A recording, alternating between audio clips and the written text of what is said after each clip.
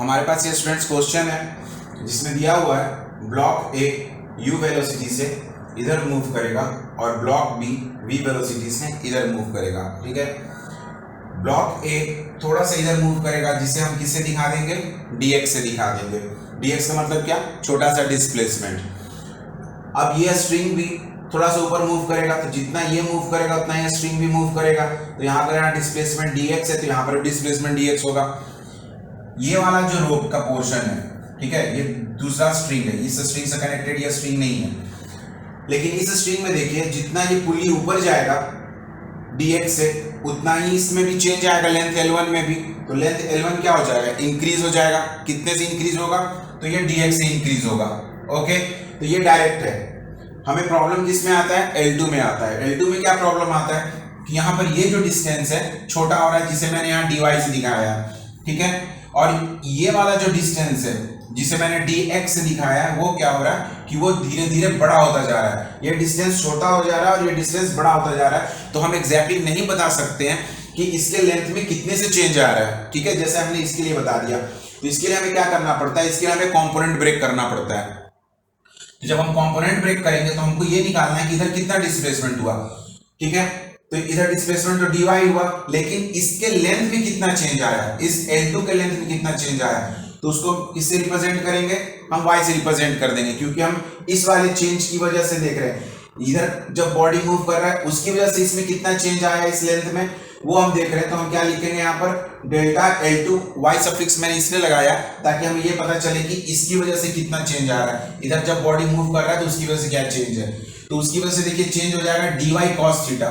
dy cos theta कैसे लगाते हैं, अगर आपको नहीं पता है तो मैं बता दूं।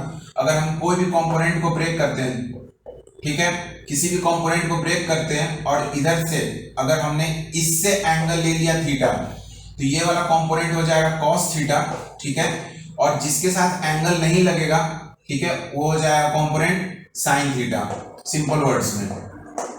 ठीक है, तो यहां पर क्या हो जाएगा, हमें ये इसका देखना है, हमें ये पता करना है कि ये डिस्प्लेसमेंट इस स्ट्रिंग में कितना चेंज आया इस dy डिस्प्लेसमेंट की वजह से।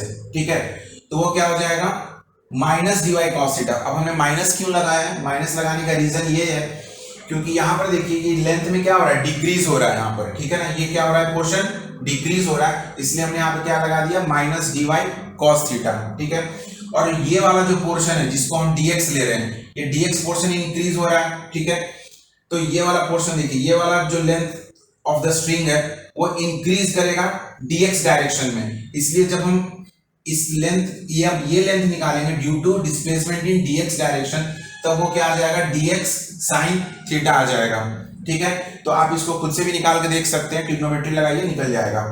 ओके, अभी L1 लेंथ L2 लेंथ जैसा पहले था अभी भी वैसा ही है, इसमें कोई भी चेंज नहीं आ रहा है। ठीक है, तो हम क्या करेंगे कि पहले L1 लेंथ अगर मान लीजिए पूरा का पूरा स्ट्रिंग 10 मीटर्स का था, तो ऐसा नहीं हो गया कि अब ये 10 मीटर से ये 10.1 मीटर हो गया, 10.5 मीटर हो गया, ऐसा कुछ नहीं हुआ। अभी भी स्ट्रिंग का लेंथ उतना का उतना ही है। ठीक है, तो जो भी चेंजेस आ रहा है, तो चेंजेस हमारे पास 3 चेंजेस आ रहा है, एक dx चेंज है, एक माइनस dy cos थीटा है, और एक हमारे पास dx sin थीटा है। ये तीन चेंज को हम क्या करेंगे, यहाँ पर ऐड करेंगे। तो जब हम ऐड करेंगे तो हमें आंसर क्या मिलने वाला है, 0, क्योंकि लेंथ में तो कोई चेंज आया ही नहीं, क्योंकि 10 मीटर का भी 10 मीटर ही है, तो हम उसको यहाँ पर क्या लिख लेंगे, 0 लिख लेंगे। अब हम क्या करेंगे, डेल्टा L1 की जगह पे dx को सब्स्टिट्यूट कर देंगे, डेल्टा L2y, सॉरी ये z नहीं है, डेल्टा L2y की जगह पे हम क्या करेंगे, माइनस dy cos थीटा को हम सब्स्टिट्यूट कर देंगे, और यहाँ पर डेल्टा L2x की जगह पे हम dx sin थीटा को सब्स्टिट्यूट कर देंगे। अभी आप इसका स्क्रीनशॉट ले लीजिए। तो देखिए मैंने इसको यहाँ पर लिख लिया है। ठीक है, तो चेंज इन L1 dx और नेट चेंज इन L2 ये मैंने यहाँ पर रिप्रेजेंट कर दिया। अभी नेट चेंज मैंने बताया आपको कि टोटल चेंज तो कुछ होने वाला नहीं है स्ट्रिंग में, पहले का पहले जैसा ही रहने वाला है वो। तो इसको हम किससे रिप्रेजेंट कर देंगे, delta L1 plus delta L2 is equal to 0।